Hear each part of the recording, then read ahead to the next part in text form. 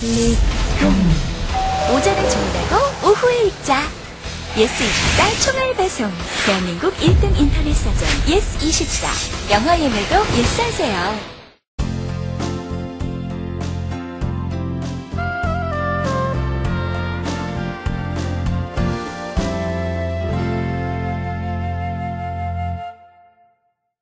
분의 인문학 분야에서의 석학을 모셔왔습니다. 그래서 이제 각 분야별로 지금 인문학은 어디에 와 있고 앞으로 어느 방향으로 가야 되고 우리는 인문학자들에게 어떤 질문을 던져야 하는가. 오늘 선생님께도 이제 그런 말씀을 주로 드리겠습니다. 선생님 그동안 어떻게 살아오셨고 요즘 치열하게 고민하고 계신 내용은 무엇이고 또 이제 젊은 많은 분들이 또 저를 포함해서 선생님께 여러 가지 질문을 드릴 거고요. 거기에 대해서 그냥 편안하고 솔직하게 대답해 주시면 됩니다. 제가 학번이 59 학번입니다.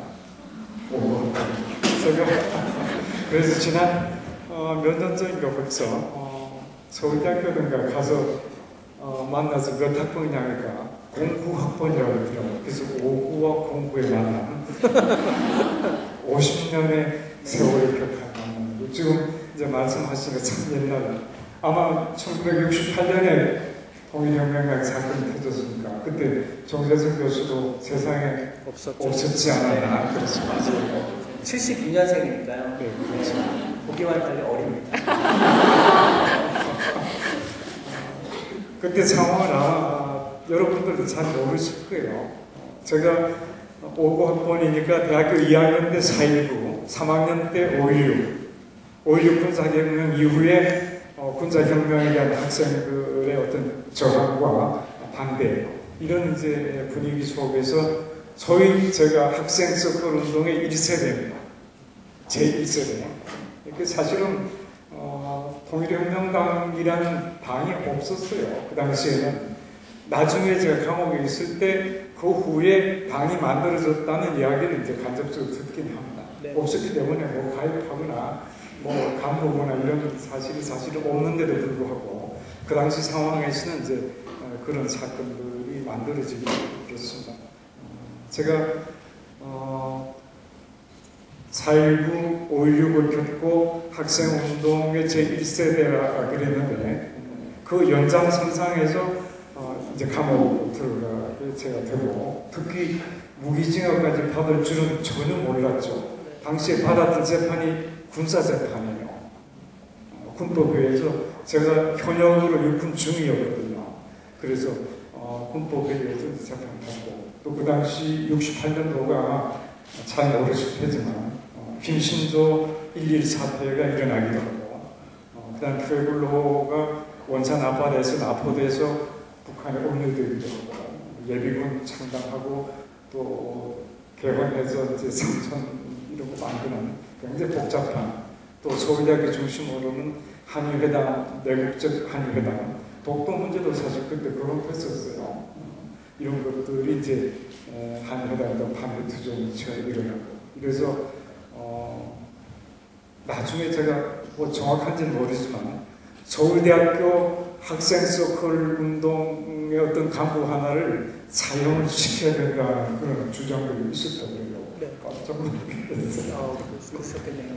그러니까 통일혁명당이 실제로 존재하지는 않았는데 당시에 그런 당이 있고 거기에 주요 간부라고 누명을 쓰셔서 뭐 사형 저희 원도를 받으시고 우리대 정치과 저보다 선배 한 분이 관련이 있었어요. 네. 그 사실은 북한에 갔다 온 그런 어떤 소위 말하는 간첩 사건하고 관련이 있었고 나는 이제 순전히 학생운동 조직의 학생서클 운동 1세대로 학생운동을 열심히 했던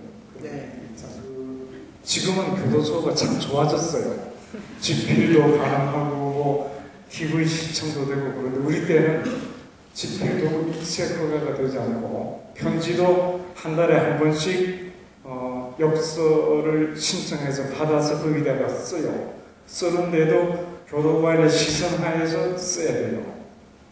근데 제 경우는 전혀 생소한 감옥이라는 공간에 그야말로 던져졌는데 참 많은 충격적인 생각을 하게 돼요.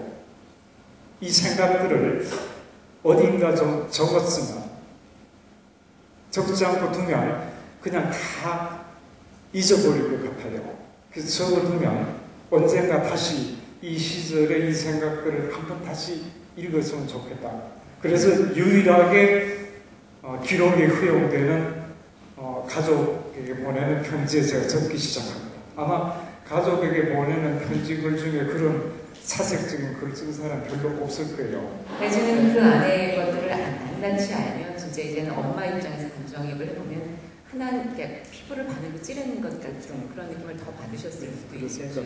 저도 저 개인적으로는 한 달에 한 번밖에 못 쓰기 때문에 또 일치에 무슨 메모할 수도 없기 때문에 이번 달에는 이 문제를 정리해서 쓰자 하고 한 달 내내 머릿속에 원고를 써요. 미리.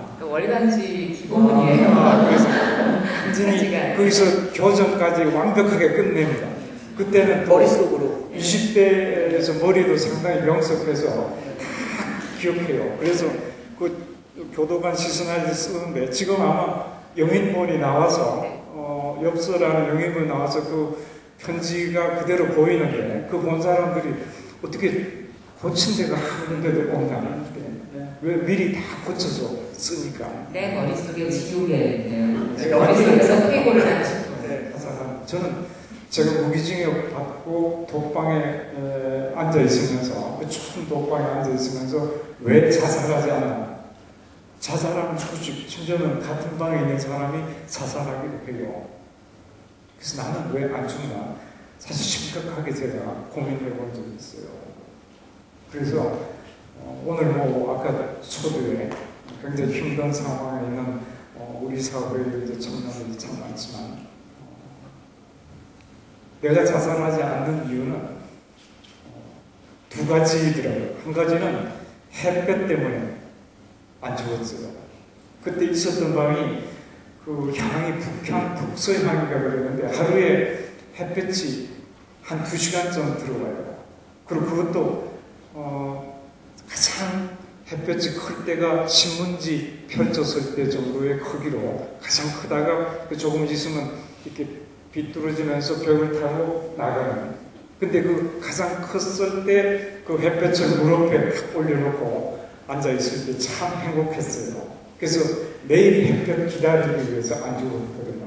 그게 이제 첫 번째고. 그러니까 살아있다는 것 자체가 비록 20년의 감옥이 그 상속이 있다고 하더라도 결코 손해는 아니다. 태어나지 않는 것과 비교해본다는 그런 생각이 이제 있고요. 그 다음에는 관계라고 말씀하시는데요. 많지는 않지만 내가 자살하는 굉장히 슬퍼할 사람들이 있었어요. 부모, 형제, 친구들을 포함해서. 그래서 자기의 존재라는 것이 배타적인 그런 존재성이 아니다. 그런 생각을 해요. 여러분들도 아시지만 그 생텍쥐페리의 어린 왕자 보면 그 리비아 사막에서 어느 비행사가 불시착하잖아요. 그래서 이제 도저히 살아날 가망이 없으니까 모래톱을 파서 자기 시체가 들어갈 그 이제 무덤을 준비하면서 내가 조난 당해서 죽는구나. 이런 장면에서 독자들한테 질문을 던져요. 너만 조난자인가? 그때는 아마 라디오였던 것 같아요. 애타게 너의 소식을 기다리는 라디오 앞에서 기다리고 있는 가족들은 조난자가 아닌가? 라는 질문을 독자한테 생텍쥐가 던지잖아요. 그러니까 자기만 조난자가 아닌 거죠. 그러니까 꼭 어떤 적극적인 의지를 가지고 살지까지는 못할지라도 어떤 사람에게 큰 슬픔을 주지 않기 위해서라도 우리는 살아내야 할 이유가 있고. 저는 사실 감옥에서 책도 물론 읽기도 하고 다른 경험도 있지만 가장 깨달음에 도움이 된 게 있다면 사람들에 대한 이해입니다. 아주 농밀한 인간적 관계에서 깨닫게 되는 그런 인간관계 그런 걸 깨닫게 되죠. 제 친구 후배 중에 한 사람이 결혼 6개월 만에 감옥에 들어갔어요. 10년 후배뻘이죠. 다른 학교 후배는 아니고.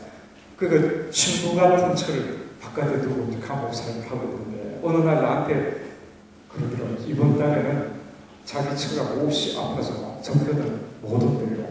그래서 그런 편지를 받았냐고 물어봤더니 편지는 못 받았지만 이번에 집에서 보내온 양말인가 무슨 런닝샷인가 하는 소포에 향수가 보통 때보다 2배 짙게 뿌려져 왔다는 거예요. 아마 젊은 부부니까 뭔가 소포를 보낼 때 그 아내가 쓰던 향수를 한 방울씩 떨어뜨려서 보냈었나 봐요. 이번에는 그게 2배 진하게 뿌려졌다는 거예요. 그게 왜 그럽니까? 아파서 접견 가지 못하는 안타까움을 향수의 양의 증가로 표현하고 있다는 거예요. 그러기도 할까? 그러니까 이번 달에 못 올 것까지 뿌린다는 거죠. 네, 그렇게. 난 총각이어서 그러기도 하겠다는 생각을 했는데 나중에 접견 왔더라고요. 아프지도 않고. 아니, 잠깐 이건 너무 허무한 반전인데. 왜냐하면 그 친구의 아픔이라는 게 어디서 오냐 그러면 여러분들도 아마 그런 경험이 있을 거예요. 나도 이제 나보고 감옥살이 가장 큰 고통이 뭐냐는 질문을 하기도 해요. 근데 생각해보면 자기 개인이 짊어지게 되는, 부딪히게 되는 물리적인 고통은 그건 차라리 부딪히면 다 견뎌요. 문제는 뭐냐면 방금 그 친구처럼 자기 때문에 아파하는 사람의 고통이 그게 자기 아픔으로 건너와요.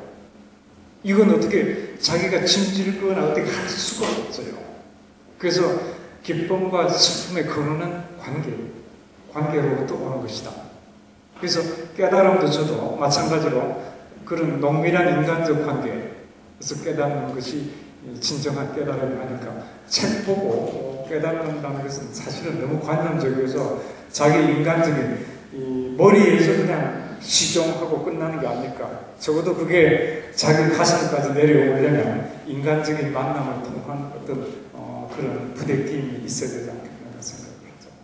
제가 처음에 제가 붓글씨를 잘 쓴다는 거 잘 모르시는지 모르겠는데 제가 출소하고 사회 단체들이 기금 마련전 한다고 무슨 창조작품 내라 그래서 처음에 낸 작품이 여럿이 함께라는 작품이 있어요.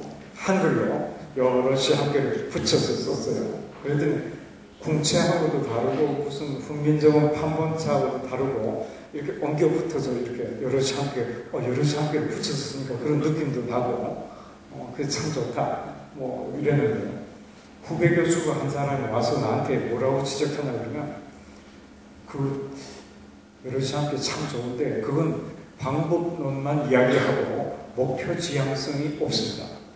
여럿이 함께는 방법이지 어디로 가자는 거냐. 그래요. 그 말도 맞잖아요. 그래서 그 후로 제가 여럿이 함께서 아래다가 이렇게 씁니다. 부서로 작은 글씨로 여럿이 함께 가면 길은 뒤에 생겨난다. 그랬습니다. 지금까지 우리는 어디로 갈 건가? 뭐 그게 계몽 철학이든 또는 신학적인 어떤 뭐 질서든 어쨌든 누군가가 지시해야 돼요. 여럿이 함께 여럿이 외에 바깥에 누군가가 이런 잘못되어 있는 구조를 갖고 있거든요. 여럿이 함께 그 사람들이 결정해야지 가는 거예요. 여럿이 함께가 뭔가 자기들끼리 시행착오를 하면서 가면 그게 길이 만들어지는 거죠. 그래서 우리 시대에 필요한 것은 바로 그런 건축적 의지, 선험적으로 갖고 있는 그런 건축적 의지, 이상주의적인 목표 이런 걸 디컨스트 그걸 허무는 것이 필요하다.